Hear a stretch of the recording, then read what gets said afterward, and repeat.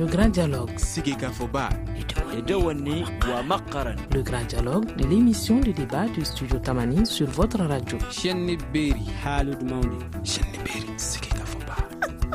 grand dialogue. C'est avec 2 points en 3 matchs que les Aigles tombent encore au premier tour. L'équipe nationale est éliminée à l'issue de son 3e match contre l'Ouganda sur le score de 1-1. L'espoir est-il permis avec les jeunes pour une future bonne équipe? Faut-il compter sur le Mali en 2019? Qu'est-ce qui manque à cette équipe malienne? Nous faisons le point dans ce grand dialogue de ce jeudi 26 janvier 2017 avec nos invités qui sont Ibrahim Zi Koulibaly, les journalistes, Kassoum Koulibaly, Yambox de la Fédération malienne de football, Al-Mihidi Touré, il est journaliste, et Jonas Komla, il est entraîneur des cadets. Je suis Ousmane Diadje Touré pour vous présenter cette émission qui est mise en onde par Mamadou Ouattara. Le grand dialogue. Pour leur 3e prestation, les Aigles du Mali sont éliminés. L'opération de sauvetage a échoué avec un Alain Giresse triste. Farouk Nia de l'équipe ougandaise a été l'homme du match dans cette rencontre pourtant dominée par le Mali. Alors nous allons écouter quelques réactions des citoyens d'Ambamako, réactions qui ont été recueillies donc, par le studio Tamani. Moi, je trouve que Mali a fait une prestation calamiteuse. Vraiment, l'entraîneur n'était pas à la hauteur, les joueurs non plus. Moi, j'ai un sentiment de déception parce que, consécutivement de 2015, notre équipe n'a pas pu accéder au quart de finale. Et en 2017 encore, imaginez comment on est parti à la maison.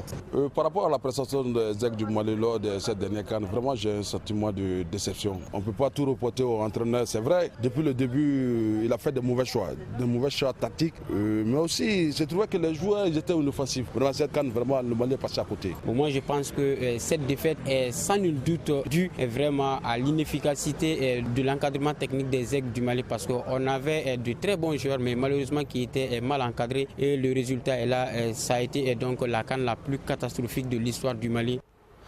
Alors, merci. Donc, c'était des réactions recueillies par le studio Tamani. Alors, Yambox, le Mali a été éliminé hier à l'issue de ce match 1-1 contre l'Angola. Qu'est-ce qui n'a pas marché? Bon, je vous remercie, M. Touré. Qu'est-ce qui n'a pas marché? Moi, je crois que on l'a toujours dit ici que c'est le choix des hommes. C'est le premier grand défaut de cette équipe, de l'encadrement technique. C'est pas, je dirais, seul l'encadrement technique, c'est un tout. Nous avons senti que l'entraîneur, dans la composition de l'équipe, a favorisé surtout ceux qui ont de l'expérience parce que lui, il pense que les jeunes ne peuvent pas. Or, quand on ne met pas les pieds à l'étrier, on ne peut pas avoir l'expérience. C'est ce qui a manqué à notre football. Et puis, il y a aussi le côté... il y a beaucoup de facteurs. Ce n'est pas l'entraîneur seulement, il y a beaucoup de facteurs. Il faut qu'on essaie de voir quand ils seront là pour leur demander, essayer de faire des critiques, autocritiques, et essayer de tirer les leçons de cette aventure. Quelqu'un l'a dit, c'est la plus grosse déception depuis que nous avons commencé à participer au CAN. C'est la première fois qu'on a une équipe qui sort comme ça. Ça a été vraiment lamentable. Pour le moment, je peux pas... Tout le monde accuse l'encadrement technique, l'entraîneur, mais pour moi, c'est tout l'encadrement technique qu'il faut revoir. Merci Yambox. Ibrahim Zi Koulibaly, vous êtes journaliste, alors qu'est-ce qui n'a pas marché selon vous? Merci pour cette question. Et moi, je pense que un de notre passage ici, nous avons dit que notre équipe a de gros problèmes. Et ces problèmes, on a essayé de les énumérer. Et malgré ces problèmes, nous avons dit que si l'entraîneur revient et écouter un peu les conseils des uns et des autres, c'est là qu'ils étaient sur place, et même les autres médias, les autres observateurs, on peut peut-être trouver des solutions. Malheureusement, ça n'a pas été le cas. L'équipe, on l'a dit à maintes reprises, sans pour autant répéter le président Yambox, d'abord depuis la composition de l'équipe, le problème est parti de là. Le problème est parti de là. Pourquoi? Le staff technique a décidé, c'est mon constat personnel, parce que le staff technique dans son ensemble ne peut pas dire que les Maliens ou bien ceux-là qui sont proches de l'équipe, hormis le staff technique, ne leur ont pas donné des conseils. Ils ont été conseillé à maintes reprises. Mais ils ont fait des mauvais choix. Mais un entraîneur est recruté aussi sur la base d'une certaine confiance et d'une certaine expertise. Mais bien sûr qu'on a fait confiance à l'entraîneur. Gines a fait un premier passage ici. Il a fait un premier passage ici, entre guillemets, réussi. Ce second passage que j'appelle Gires D, ça n'a pas du tout marché. Et ça ne pouvait pas marcher. Ça ne pouvait pas marcher pour deux ou trois raisons. Première des raisons, depuis que Gires a quitté ici, on a vu que le niveau de notre équipe a évolué par rapport à l'équipe de 2012. Deuxièmement, ce n'étaient plus les mêmes joueurs. Le niveau a évolué, mais les résultats sont devenus plus catastrophiques. Bien sûr, les résultats sont catastrophiques. Comment expliquer ça? C'est dit d'abord, comme on a si bien dit, le choix. Le choix des joueurs. D'abord depuis la composition de l'équipe et deuxièmement par rapport au choix tactique. Le choix tactique a fait défaut, ça il faut le dire. Par exemple le troisième match, tout le monde a dit nous pensons que le premier match contre l'Égypte ça a été une erreur. Gires peut-être avait tiré les enseignements de cette rencontre-là. Et le deuxième match, on pensait au moins avoir les joueurs qui ont fini la rencontre contre l'Égypte. Malheureusement, ça n'a pas été le cas. Et le troisième match encore, il y avait une réalité qui était là, l'état du terrain. Parce que la pluie, c'était ça. Donc, Gires devrait d'abord, son discours, ça n'a pas passé. Deuxièmement, son choix tactique, c'était pas à la hauteur du tout pour pouvoir au moins marquer. Ça, il faut le dire. Donc, c'est ça le problème qui a fait que ça n'a pas du tout marché pour notre équipe. Merci. Almidi Touré, vous êtes également journaliste. On a vu qu'on accuse beaucoup l'entraîneur. Vous avez écouté tout à l'heure les Maliens. Pourtant, la sélection du match hier, Bissouma, Doumbia, Koulibaly, étaient tous dans le jeu. Qu'est-ce qui n'a pas marché? Oui, bien sûr. Bon, je rejoins effectivement mon confrère Zi Koulibaly ainsi que le président Yambox. C'est surtout vraiment le fait que Gires, il n'écoute pas les gens. Il n'écoute pas les gens. Sinon, vraiment, on a suffisamment expliqué à Gires. Mais quand vous dites on, vous parlez de... Je parle de l'encadrement technique, des journalistes, du peuple. Je prends un exemple. Par exemple, Moussa Doumbia qui évolue en Russie. C'était contre le match Mali-Bénin lors des éliminatoires de la Coupe d'Afrique.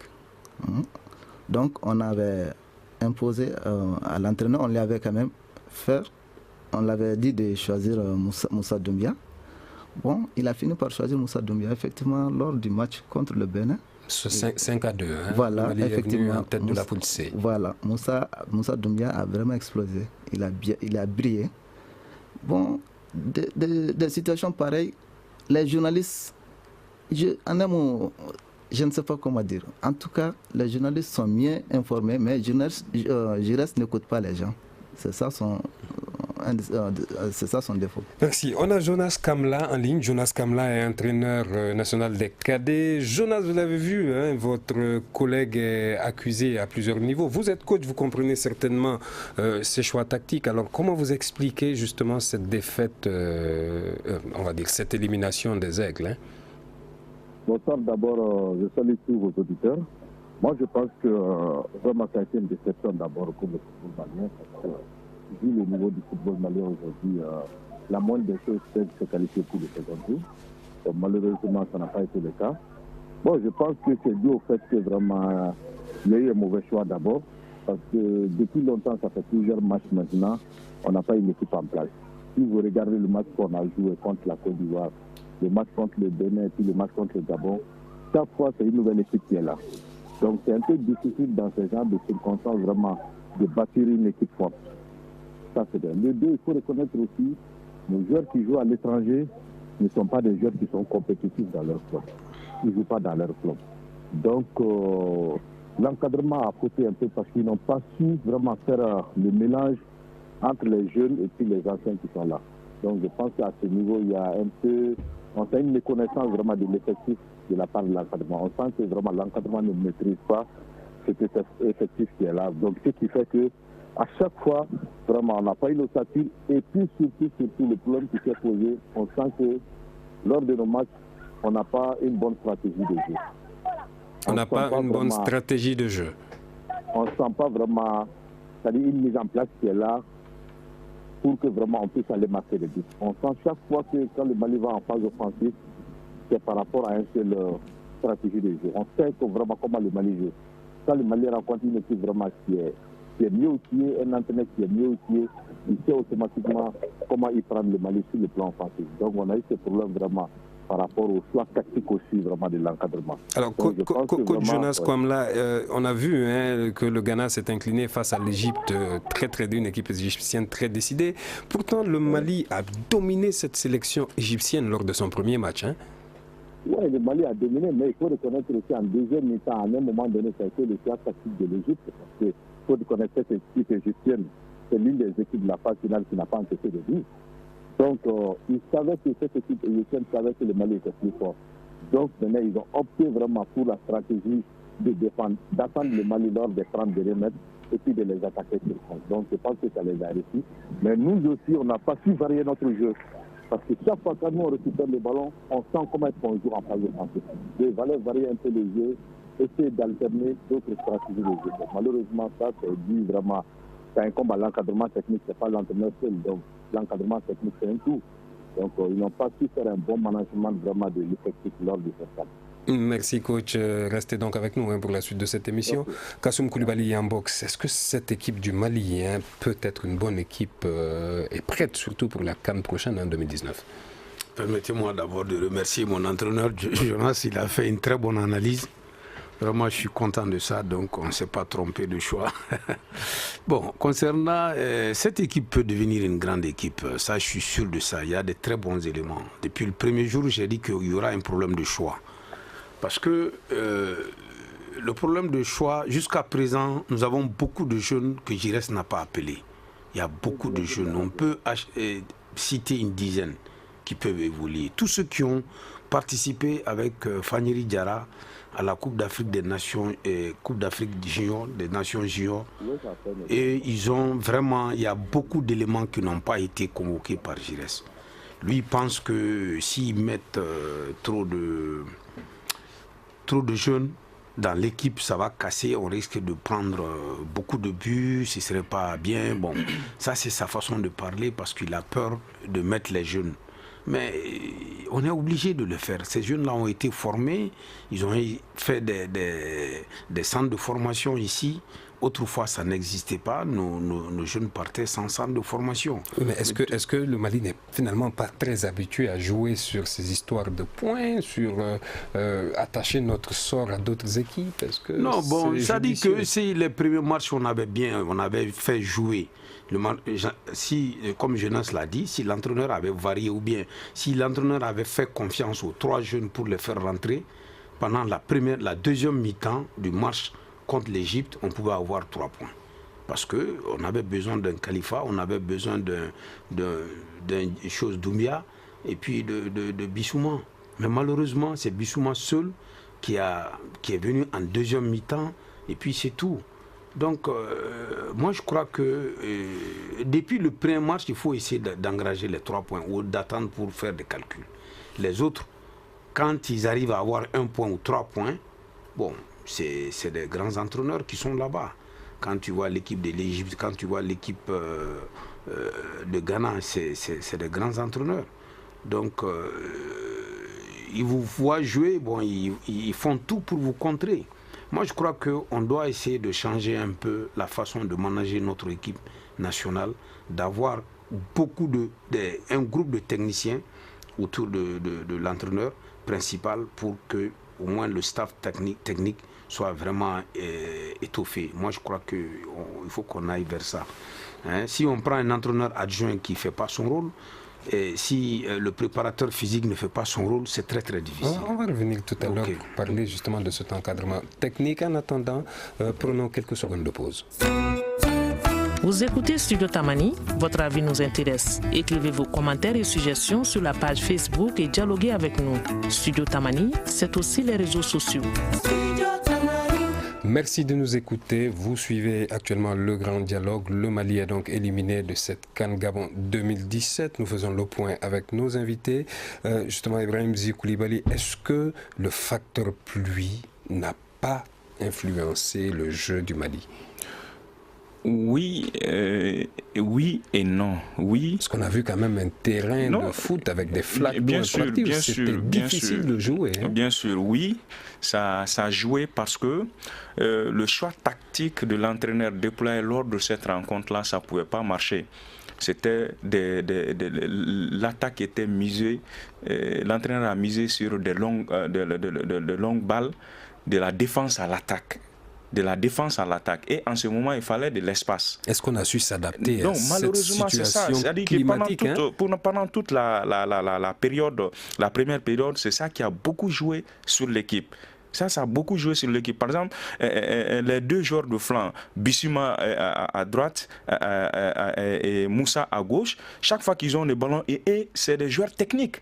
Ils essaient de porter le ballon dans le camp adverse. Donc quand il y a la pluie comme ça, quand le terrain est pratiquement impraticable, donc quand tu fais balle au pied, ça joue. Soit tu vas te faire glisser, soit le ballon, tu vas aller vite et laisser le ballon, soit peut-être toi-même tu vas tomber. Donc on a vu ça, c'est arrivé à Moussa Doumbia 2 ou 3 fois, lors de très bonnes attaques, de contre-attaques, et à Bissima aussi. Donc l'état du terrain, ça a joué. Mais malgré l'état du terrain, parce que je dis bien le choix tactique par rapport à la situation qui était en face ne correspondait pas. Les joueurs ne correspondaient pas. Donc, parce que c'est ça aussi. On a tous réclamé les jeunes, certes. Mais les jeunes, c'est des jeunes techniques. Leur façon de jouer ne correspondait pas à l'état du terrain. Donc, l'entraîneur devait changer son choix tactique. Encore une fois, mais est-ce que cette équipe ougandaise aussi ne faisait pas face à la même situation? Oui, non, justement, cette équipe ougandaise n'avait rien à perdre. Le terrain n'était pas mouillé que pour les Maliens. Il n'y avait pas de flaques d'eau que contre les Maliens. Que les deux formations. Mais le problème, c'est quoi? Et ils n'avaient rien à perdre. D'abord, c'était nous, les Mali. C'est les Maliens qui devraient jouer et gagner cette rencontre-là. C'était notre objectif. D'abord, et peut-être miser un faux pas sur de l'Égypte. Malheureusement, c'est ça. C'est vrai que le terrain était mouillé pour les deux formations. Les Ougandais n'avaient rien à perdre. Ils ont joué ce qu'ils peuvent faire. Et regarde, par exemple, une équipe technique, tu vas le mettre dans une situation comme ça. On a vu pratiquement lors de la première période, la majeure partie des duels ont été gagnés par les Ougandais, surtout au niveau de leur camp. Donc c'est ça le problème. Donc l'entraîneur devrait changer son discours, varier les styles de jeu et qui correspondent à l'état du terrain et à l'adversaire qui était en place. Malheureusement, les balles aériennes, par exemple, Moussa, il est court, il ne peut pas prendre. Marega, pratiquement n'a pas de ballon. Le jeu n'était pas organisé au niveau du milieu de terrain. Donc tout ça, ça a posé problème. Donc c'est ça qu'il fallait revoir tout. Merci Ibrahim Zi Koulibaly. Almihidi Touré, vous êtes journaliste. On a vu un premier but ougandais refusé par l'arbitre et en 1 minute plus tard, Sissoko est surpris 1-0 à la 69e minute. Alors, comment expliquer cette erreur défensive? C'était à peu près la même chose. Un but refusé 1 minute plus tard, le même scénario et le but passe. Est-ce qu'il n'y avait pas une très grosse erreur défensive, même si 3 minutes plus tard, Bissouma a égalisé. C'était d'ailleurs le premier et seul but du Mali. Oui. Bon, moi, je crois que et celui de l'Ouganda aussi. Cela était dû à la position un peu avancée des gardiens, à mon avis, parce que Omar Sissoko n'était pas sur la ligne. Comme vous l'avez si bien dit, l'Ouganda a marqué le but, un but qui a été refusé. Et en un laps de temps, ils ont marqué le même but. Et puis, c'était à la même situation. Omar était un peu avancé, qu'il n'était pas sur la ligne. Moi, je pensais que c'est ce qui a conduit à ce but-là. Merci. Alors, coach Jonas Komla, dites-moi, le Mali a largement dominé ce match, 4 tirs cadrés sur 13 en tout, et pourtant toujours pas de but. Est-ce qu'on n'a pas un sérieux souci de buteur depuis que Frédéric Oumar Kanouté est parti? Oui, effectivement, ça a été le souci même de cette équipe depuis déjà plusieurs matchs déjà. Mais moi, je pense que depuis la préparation au Maroc, le match qu'on a joué contre le Burkina, c'était l'occasion idéale pour l'entraîneur déjà lors de ce match, vraiment de mettre son équipe type déjà, voir la réaction des joueurs. Maintenant, après ce match, faire des corrections. Mais ça n'a pas été le cas. Il a essayé de tourner l'effectif. Donc, ce qui a posé problème. Ensuite, tout le monde sait que vraiment, lors des phases finales, c'est très important le premier match. Aujourd'hui, les gens se disent, hier, on pouvait gagner. Mais avant d'arriver hier, le premier match, il fallait le gagner. Mais il fallait bien entrer dans cette compétition. Parce que quand ils laissent les autres prendre déjà 3 points, 4 points, c'est difficile de les rattraper. Surtout que c'est des joueurs qui sont aguerris, c'est des entraîneurs qui ont de l'expérience. Donc, c'est un peu difficile. Maintenant, on a joué un premier match qui n'a pas marché. Un deuxième match où vraiment on a changé en deuxième mi-temps en mettant 3 jeunes. Moi, je pense que l'entraîneur devait continuer sur cette lancée, vraiment changer carrément la ligne d'attaque, donner la chance à d'autres jeunes vraiment pour vraiment s'exprimer. Déjà que lors de leur rentrée, lors du deuxième match, vraiment, ils ont donné satisfaction. Maintenant, pourquoi ne pas commencer avec ces jeunes-là qui ont donné satisfaction? En plus, lors du match d'hier, les gens disent qu'il y a eu la pluie. Mais un entraîneur doit s'adapter à toutes les situations, à toutes les réalités. C'est pour cela qu'il est entraîneur professionnel, donc il doit s'adapter à tout. Il doit savoir qu'on peut aller jouer un match où il y a la pluie. Donc maintenant, au cours de cette rencontre, qu'est-ce qu'il faut changer? Donc il doit être capable vraiment, au cours d'un match, vraiment d'avoir un bon management du match pour vraiment redresser les joueurs, replacer les joueurs, recadrer les joueurs, pour qu'on puisse vraiment s'adapter à la situation climatique du match. Alors, coach Jonas Komla, question très difficile, est-ce qu'il faut garder Alain Giresse ou il faut le remercier? Là, je pense que là, c'est une question qu'il faut poser à mon président qui est là-bas. Je profite de l'occasion pour lui donner un bonsoir. Nous sommes des techniciens, on est là pour le Mali. Donc, si on nous fait appel, il n'y a pas de problème, on va servir le Mali. Mais pour cette question, moi, je suis mal placé vraiment pour répondre à cette question. Il y a le président qui est là-bas, c'est l'homme idéal pour répondre à cette question. Kassoum Koulibaly, vous avez entendu est-ce qu'il faut garder Alain Giresse ou il va être remercié?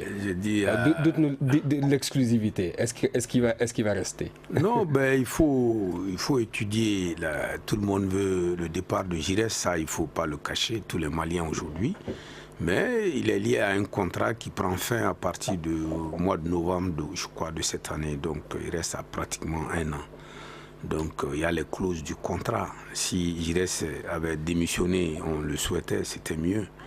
Parce qu'en ce moment, on n'allait pas aller rentrer dans les intérêts, à payer les pourcentages. Donc, nous, il faut attendre d'abord que toute l'équipe vienne. Alors on a vu Alain Giresse très triste. Après le second match, il a endossé les responsabilités. Oui, mais il a endossé la responsabilité, mais il pouvait éviter ça si au moins il y avait... C'est pas Giresse seulement, c'est ce que j'ai dit. Il y a Giresse, il y a ses adjoints, le staff d'à côté. Vous avez vu, même si on était parti très loin dans ce truc-là, si il y avait un gardien qui était blessé, ça allait être très très difficile. Avec ce terrain-là, il y a des gens il y a une équipe qui a perdu, je crois, 2 gardiens de but. Nous, il nous restait 2 gardiens, Sissoko et puis l'autre là. Parce que Djagité est déjà blessé depuis le départ. Donc vous voyez, chez nous ici, le football est devenu, on ne se prépare pas très bien dans le football. Regardez, notre championnat, c'est pas commencé. La Ligue n'a pas commencé. Si nous avions commencé nos marches aujourd'hui, avant d'aller, si Soumaïla avait fait 2 ou 3 marches, peut-être qu'on allait déceler cette blessure, cette maladie-là qui n'était pas bien guérie.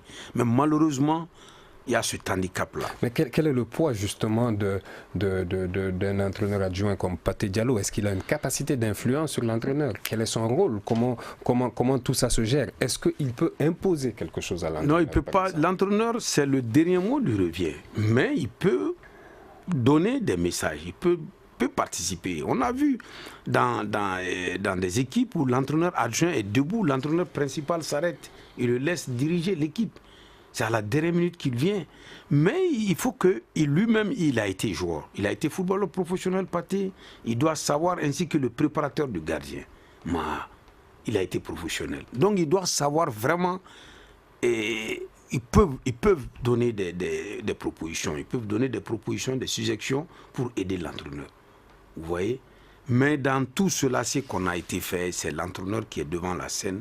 On le voit rarement les adjoints. Mais on ne parle aucunement des joueurs. Est-ce que les joueurs n'ont aucune responsabilité dans l'élimination du Mali? Les joueurs ont qui sont sur le terrain. Ils ont des responsabilités. Le choix, nous on a dit le choix. Quand on fait un mauvais choix et que le joueur qu'on lui a donné une place d'avancante, il n'arrive pas à marquer. Nous, ça fait combien de matchs, 2 matchs de Coupe du Monde, 1 but. Et celui qui a marqué était blessé. Lui, il était blessé, donc il ne pouvait plus. Hein, on le met, on le fait sortir depuis contre le Gabon ici. Les autres matchs, regarde, depuis que Djabi a été blessé, ainsi que Diabaté, on ne marque plus de but. Diabaté n'est pas là, et le jeune Djabi l'a remplacé. Lui, il a été blessé, c'est fini. Djabi ne fait pas 2 matchs sans marquer un but. À chaque match qu'il est là-bas, il marque un but.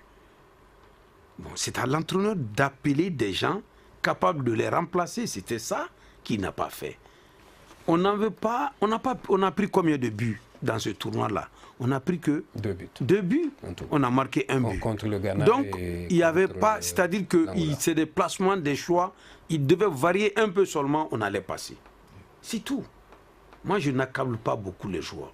Alors, Ibrahim Koulibaly, les joueurs qui sont sur le terrain, comme on dit, le dernier mot leur revient, c'est eux qui jouent finalement. Est-ce que ces joueurs, en poussant un peu, s'ils avaient quand même un cœur d'aigle, hein, donc on va le dire comme ça, ils auraient quand même pu arriver quelque part. Ils ont un cœur d'aigle, hein, ils se sont battus. Et, tu sais, un match de football, ça se joue dans une règle bien déterminée. C'est-à-dire, on a parlé du choix tactique, et ça c'est très important. Tout joueur discipliné est obligé, quelle que soit la situation, de respecter les consignes de son entraîneur. Et c'est ça a été le cas. Les joueurs maliens, tu pouvais les laisser eux-mêmes. Ils pouvaient se trouver les 11 d'emblée pour affronter n'importe quelle équipe qui se trouve dans cette canne-là. Mais malheureusement, c'est le choix tactique de l'entraîneur qui a fait que l'équipe a péché. Ça, il faut le dire. D'abord, le choix de joueurs, on a dit, on insiste là-dessus. Et le choix tactique aussi, on insiste là-dessus. Et aujourd'hui, l'important, c'est quoi? Même si les joueurs, pour avoir les 3 points, d'abord, ils sont les premiers à se jouir de cela. D'abord parce que ça leur permet d'avancer. Deuxièmement, ça leur permet d'avoir de l'argent.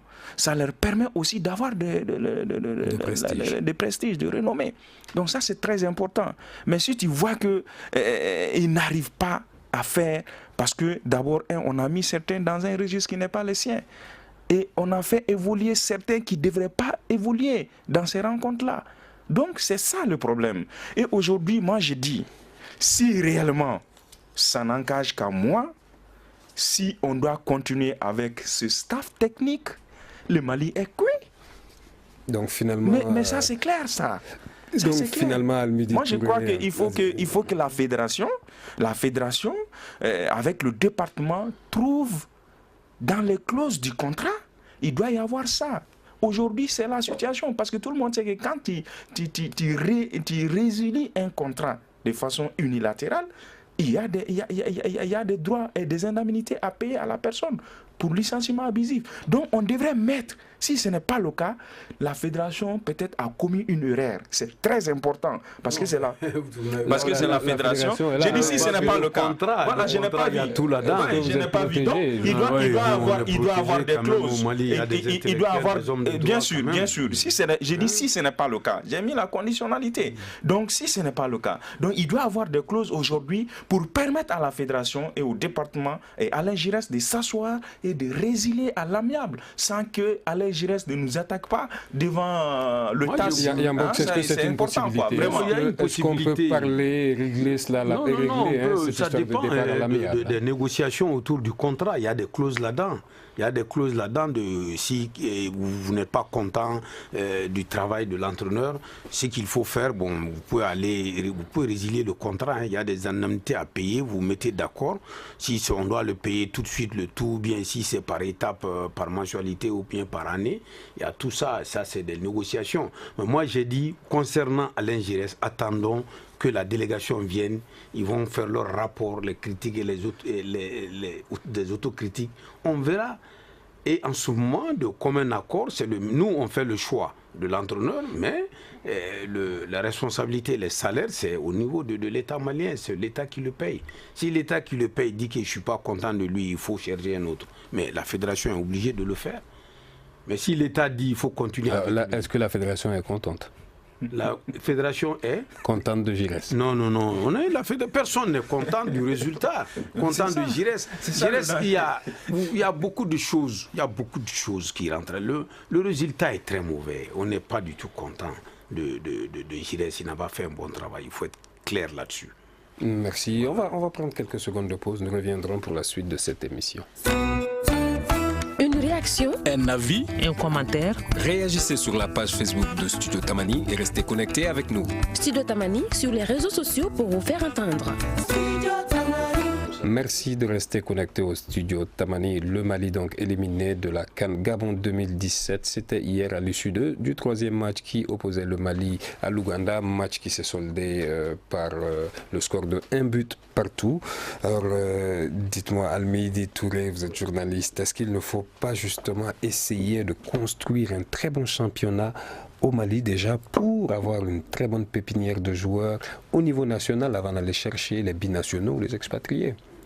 Oui, je crois bien que, comme moi, je n'ai pas donné mon opinion sur... Allez-y. Voilà, moi, je crois que vraiment, il est grand temps qu'on revienne à un entraîneur malien. Voilà, à un entraîneur malien. Vraiment, il est grand temps qu'on revienne à un entraîneur malien parce que il faut essayer, parce qu'on a vraiment essayé tout le temps avec les entraîneurs expatriés. Il faut vraiment maintenant qu'on songe aux entraîneurs. Le Sénégal d'ailleurs évolue, si je ne me trompe pas, avec un entraîneur sénégalais. Oui, tout comme le Congo qui est en train de faire une brillante prestation. Le Congo également. Écoutez, ça franchement, c'est-à-dire qu'il ne faut pas qu'on se l'aire. Il ne faut pas qu'on se l'aire. Aujourd'hui, je mets quiconque à défi. On peut se permettre de faire. Parce que peut-être on ne veut pas aller de l'avant. Je mets quiconque à défi. Aujourd'hui, il n'y a pas d'entraîneur sur la place. Sur la place, je dis bien, qui peut manager notre équipe nationale. Alors, ça, il faut qu'on soit clair. C'est-à-dire que le niveau, ça fait défaut. Ça fait défaut. On a un coach ici, Jonas Kombla, vous nous entendez? Alors, la sélection, non, pas du tout. Zizi pense qu'il n'y a absolument aucun entraîneur capable, malien, capable d'endosser la responsabilité de sélectionneur national. Est-ce que vous êtes d'accord avec cela? Moi, je pense que chacun a son point de vue là-dessus. Mais aujourd'hui, on est tous des entraîneurs professionnels. Peut-être les Blancs, ils ont leurs caractéristiques, nous aussi, on a nos caractéristiques. Mais aujourd'hui, il est à noter quand même que tous les résultats qui ont été faits avec le Mali, tout le plan performance a été fait avec les locaux. Donc moi je pense qu'il faut aussi valoriser les valeurs locales. Il faut donner la chance aussi aux entraîneurs locaux. Donc il faut leur donner la chance. Alors est-ce que vous pensez qu'il faut justement donner une chance à un sélectionneur malien de s'occuper de l'équipe nationale aujourd'hui? Pourquoi pas? C'est une question de personnalité, c'est tout. C'est une question de personnalité et puis de responsabilité. Comme le président l'a dit, il faudra que vraiment celui qui va prendre l'équipe nationale ait vraiment la personnalité et puis soit responsable par rapport à ses choix et puis par rapport au management de l'équipe. Alors, avec ce qu'on a comme entraîneur, vous pensez qu'il y a de quoi faire au Mali? Vous pensez qu'on a des Maliens capables de le faire? Bien sûr, pourquoi pas. On est formé comme ces Blancs. C'est une question seulement de personnalité et de responsabilité. Prendre ses responsabilités, avoir la personnalité, savoir que vraiment on t'a confié une tâche nationale, donc il faut l'assumer vraiment en toute sérénité, en toute responsabilité et puis vraiment avoir la pointe. Alors coach, il y a aussi un autre souci. Certains entraîneurs locaux se plaignent du fait qu'un entraîneur blanc, un sélectionneur blanc serait peut-être mieux payé qu'un entraîneur malien pour occuper le même poste et avoir la même grille de tâches. Qu'est-ce que vous répondrez à cela? Non, moi je pense que vraiment tout ça c'est l'histoire. Il faut que nous-mêmes entraîneurs maliens qu'on se mette en valeur, qu'on soit vraiment connaître de la personnalité, c'est tout. Il faut qu'on ait de la pointe. Sinon, dire qu'un entraîneur étranger serait mieux payé que nous. Si vraiment on nous donne l'équipe et qu'on sent que vraiment on a de la personnalité, on est responsable pour vraiment faire un bon management. Pourquoi ne pas nous mettre dans les mêmes conditions que les autres? Alors, Ibrahim Zi souhaite réagir depuis tout à l'heure. Ça dit que c'est juste pour saluer Jonas par rapport à un mot-clé. La responsabilité. Deuxièmement, par rapport à la personnalité. On a essayé pas mal d'entraîneurs adjoints aujourd'hui au Mali, au niveau de l'équipe nationale A. Mais ça n'a pas marché. Et les fédérations qui se sont succédées avaient tous pensé à un moment donné, qu'il faut confier notre sélection A à ces adjoints-là. Malheureusement, ce n'est pas le cas. Il faut qu'on se dise la vérité. Nos entraîneurs n'arrivent pas. Ils n'ont pas cette personnalité-là. C'est très important. C'est pourquoi j'ai dit, je mets quiconque à défi. Récemment, on a essayé certains entraîneurs de la place. Récemment. L'intention peut-être du bureau fédéral... Mais comment vous expliquez ces bons résultats, hein, ces très bons résultats? Vous savez, le Mali vice-champion le Mali champion d'Afrique au niveau des joueurs. Comment vous expliquez ces bons résultats? Les joueurs des catégories. Toi, vous aujourd'hui, vous pouvez prendre une équipe de catégorie. Il est facile de manager une équipe. C'est-à-dire que les expatriés, c'est tout un autre cas. C'est toute une autre situation. Il y a d'autres réalités. Si, on n'est pas obligé. Mais malheureusement, on a dit ici, jusqu'à preuve de contraire, notre championnat n'a pas démarré. Et jusqu'à preuve de contraire, le volume de jeux produits par nos joueurs au niveau du championnat national n'est pas nettement inférieur au volume de jeux produits par les joueurs, même s'ils ne sont pas titulaires dans leur club. Ça, c'est très important. Touré souhaite réagir. Je prends un exemple. Le CHAN, championnat national, où le Mali a été finaliste. Voilà, le Mali a été finaliste avec Djibril Dramé à la tête de l'équipe nationale. On a été finaliste, on a juste perdu de justesse devant le Congo de l'entraîneur. Djibril, qui a produit de bons résultats avant ce CHAN, déjà avec le Stade malien. Voilà. On a parlé tout à l'heure du cas de Fanny Diarra également. Hein? Donc, alors, finalement... Je pense que... je voulais pas... Je vous remets la parole dans quelques secondes, juste temps de faire réagir Yambox. On a vu un Bissouma dans sa première titularisation dans la CAN qui a été quand même brillant. On ne peut pas lui reprocher grand-chose. Alors que c'est Farouk Nia qui a été décerné homme du match. Hein? Farouk Nia, donc de l'équipe ougandaise. Moi, personnellement, j'aurais choisi un Bissouma, pas parce que je suis malien. Merci. Bon, ça, tu sais, c'est les journalistes, je crois que c'est eux qui font le choix. Ça dépend sur nos Bissouma. Pour moi, même je ne savais même pas que c'est un autre. Pour moi, c'est Bissouma qui avait été choisi. Parce qu'à un moment, j'avais quitté la télé, mais mon fils m'a dit que c'est un autre qui a été choisi comme homme du match. Bon, Bissouma, il n'a pas gagné cette fois-ci. Ben, il a le temps, il est très jeune. C'est un garçon qui n'est pas mal du tout, qui est titulaire à Lille. Et vraiment, moi, je crois que dans les années à venir, nous avons vraiment des jeunes qui pointent. Bon, concernant le choix des entraîneurs au niveau national, bon, c'est sûr qu'on arrivera un jour à ça, parce que... Mais est-ce qu'il faut attendre? Est-ce qu'il faut attendre? Est-ce que ce n'est pas justement, on va dire, une fierté nationale même d'avoir un entraîneur national? Est-ce qu'il ne faut pas le prendre avec ses erreurs, qu'il les fasse et qu'on évolue ensemble avec un équipe? C'est très difficile de prendre quelqu'un avec ses erreurs. Quand on connaît ses erreurs, on ne peut pas le choisir. Hein. Soit il se défait de ce qui le manque. Bon, c'est très difficile quand même le choix d'un entraîneur au niveau national, surtout l'équipe A, où il y a des professionnels. Donc il y a le problème de discipline qui se pose. Et quand un entraîneur national essaie de prendre... Le problème de discipline, c'est-à-dire, est-ce que les joueurs ne le respectent pas simplement parce qu'il est malien? C'est ça, ils ne respectent pas, ils sont comme ça. Alors, est-ce qu'il ne faut pas prendre plutôt des joueurs disciplinés? D'exemples, hein, on avait Feu Mamadou Keïta, à son âme, a essayé, mais il avait raison quand il prenait cette décision pour exclure les joueurs indisciplinés de Voilà, est-ce qu'il ne faut pas compter malheureusement avec les joueurs indisciplinés et les joueurs disciplinés? Les dirigeants même en voulaient à Capi pour ce choix-là, le fait de punir l'un des meilleurs joueurs qui a été indiscipliné. Quand Capi dit demain nous jouons, après le repas, vous allez marcher 20h, 21h au lit, parce que demain il y a marche. Si un joueur sort, qui rentre à 4h du matin, il le sanctionne, on crie sur lui, arrose sur le body. Non, moi je ne suis pas d'accord. Donc, mais si c'était un Français, un Européen qui faisait ça, on n'allait pas crier sur lui. Alors, comment vous voyez le futur des Aigles? Le futur des Aigles, moi je vois un bon futur, qu'on ait un bon encadrement technique, qu'on nous aide à combler les dates FIFA. Parce que les dates FIFA, il y a presque tous nos voisins qui font des marches amicaux. Le Mali n'en fait pas. C'est à la veille des rencontres que nous, on arrive à avoir des marches avec les gens. Et c'est ces mêmes pays-là qui nous invitent, qui payent tout. Depuis combien de temps, M. Touré, vous avez vu l'équipe du Mali jouer à Bamako ici en marche amicale? Il y a très longtemps, hein, on n'avait pas vu. Parce que, sans on demande, on amène les factures, on trouve que c'est trop. Donc il faut qu'on arrive à mettre le prix, vraiment. Bon, les gens, ça coûte cher, parce que quand tu invites une équipe, il est à ta charge. Les gens qui nous invitent, ils payent tout.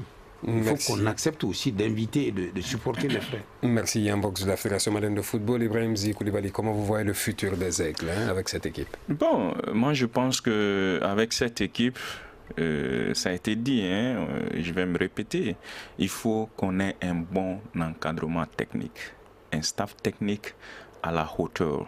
Tu sais, vous savez, un bon coach, peut-être un bon coach. Moi, j'ai dit, franchement, il faut qu'on dépasse ça. Aujourd'hui, je suis franchement, foncièrement nationaliste.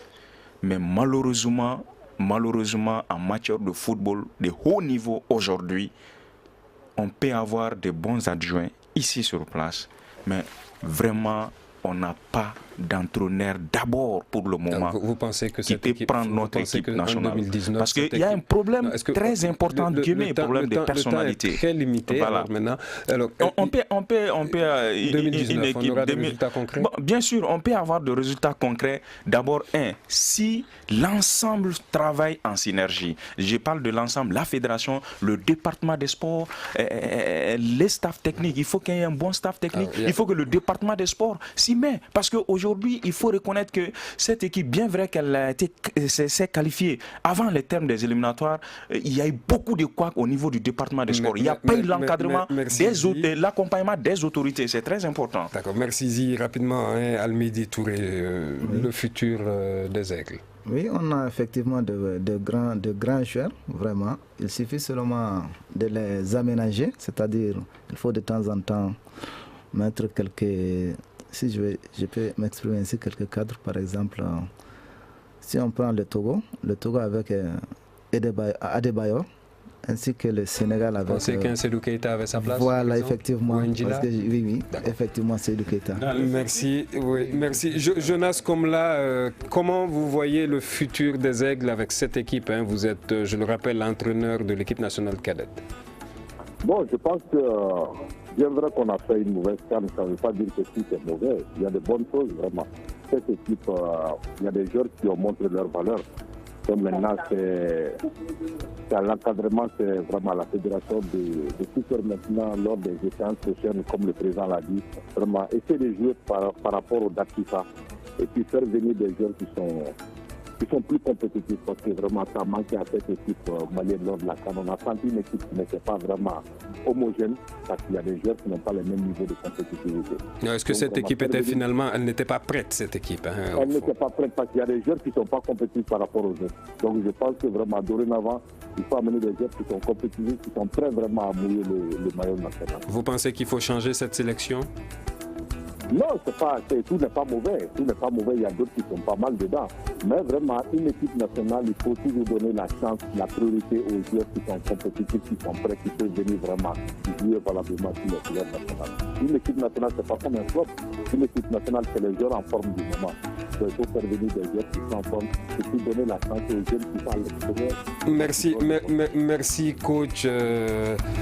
Ceci met donc un terme à notre émission d'aujourd'hui. Elle a été réalisée par Ibrahim Aran Diallo. À la mise en onde, vous aviez Mamadou Ouattara. Nouhoundiri était à la régie vidéo.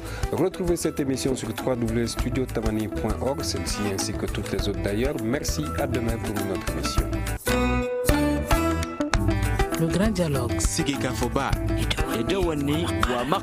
Le grand dialogue de l'émission de débat du Studio Tamani sur votre radio.